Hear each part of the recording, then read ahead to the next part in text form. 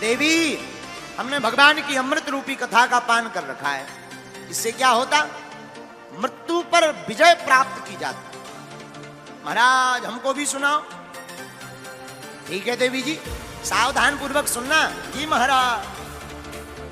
भगवान ने माता पार्वती जी को सामने बैठाया और अमर कथा कहते हैं, भगवान की मंगलमयी कथा ही अमर कथा है।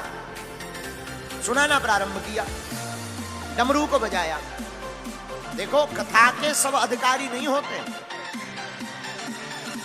रसिक, भावुक, ये दो लोग ही भगवान की कथा के अधिकारी होते हैं। सुनना सबको चाहिए, पर अधिकारी दो ही लोग हैं। कौन? एक तो जो भगवान के रस में डूब गया और दूसरा जो भगवान की भक्ति में, भाव में भर गया। ऐसे लोग ही भगवान की कथा के अधिकारी हैं।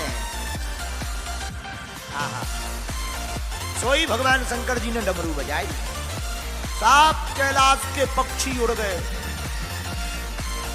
लेकिन एक छोटा सा सुख का बच्चा, तोता का बच्चा, उसी वृक्ष के ऊपर रहता था।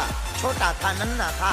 माता पिता तो उड़ गए डमरू की तेज गर्जना को सुनकर, पर वो नहीं उड़ पाया। भगवान की मंगलमयी कथा सुनाना भगवान शंकर ने प्रारंभ किया। और भैया, कथा के बीच में एक उपद्रव जरूर होता। क्या? कथा होते के बीच में पाप उठे अकुलाए, या सोवे या लड़ पड़े या उठ के भग जाए। तो पार्वती जी ने कथा सुनी और हुआ क्या? नींद लग गई। नींद लागी। शंकर जी सुनाते रहे, लेकिन जो तोता का बच्चा ऊपर पेड़ के ऊपर बैठा था, वह तोता का बच्चा जवाब देने लगा। शंकर जी ने कथा पूर्ण की। पार्वती जी, जी महाराज, कथा सुनी? हाँ महाराज सुनी। अच्छा बताओ क्या क्या सुना? तो जहां तक सुनी थी वहां तक तो पार्वती माता जी ने ठीक बताई, फिर बताऊं लगी जबलपुर पनागर। शंकर जी समझ गए साहब गड़बड़ है, देवी जी कहीं सोतौनी नहीं थी। तो धीरे से सिर हिला के तब थोड़ी सी नींद लग गई। लेकिन शंकर जी सोचने लगे, भाई नींद लग गई थी, फिर हमारी कथा सुनी किसने? जवाब किसने दिया? ऊपर की तरफ देखा ध्यान करके, तोते का बच्चा। सोई शंकर जी ने त्रिशूल लिया मारने के लिए। तुमने हमारी कथा चोरी कर ली। अब वो कथा सुनकर इतना चेतन हो गया था सुख का बच्चा, तो भागने लगा। आगे आगे तोते का बच्चा, सुख का बच्चा, पीछे पीछे शंकर जी। रुक जा, नहीं रुका। उसी समय वेदव्यास जी की पत्नी धान सूपा में लेकर भटक रही थी, उनको जमुहाई आई। अब तोता ने सोचा कि और तो बचना मुश्किल है। सोई जमुहाई के माध्यम से मुंह में प्रवेश होकर गर्भ में पहुंच गए। शंकर जी दौड़ते दौड़ते दरवाजे पर आए। वेदव्यास जी खड़े थे। महाराज कहां जा रहे हैं? तो शंकर जी बोले, वेदव्यास जी तुम्हारे भीतर हमारा दुश्मन घुस गया, एक चोर है हमारा। महाराज तुम्हारी क्या चोरी कर ली? तुम तो कुछ संपत्ति रखते ही नहीं हो। संपत्ति के नाम पर क्या?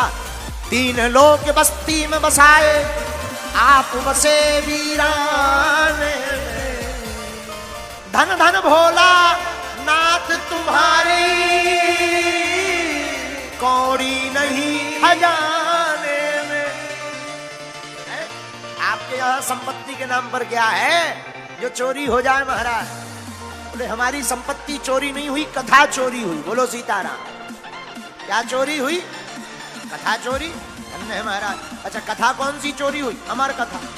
फिर उसको क्यों ढूंढ रहे? अरे बोले निकालो, हम मारेंगे। महाराज अमर कथा का फल क्या है? भाई अमर कथा का फल है कि जो अमर कथा सुनता है वो मरता नहीं। वेदव्यास जी बोले, इसीलिए तुम्हारा नाम भोला है। बोले क्यों? बोले जब जिसने अमर कथा सुन ली, जब उसे मरना ही नहीं है तो तुम त्रिशूल लेकर घूम रहा है। शंकर जी को तब याद आया, अरे राम राम राम राम राम राम। कोई बात नहीं महाराज, अब ये तुम्हारी देवी जी के गर्भ में हो गया। जाओ, तोता को संस्कृत में कहते हैं सुख, यही तुम्हारे घर पर बालक बनकर आएंगे और तुम्हारी भागवत का प्रचार करेंगे। वही सुख सुखदेव बनकर के प्रकट भय हैं और इन्होंने ही भागवत का प्रचार किया है। इसलिए प्रभु अपने दर से अब तो न टालो, गिरा जा रहा हूं, उठा लो उठा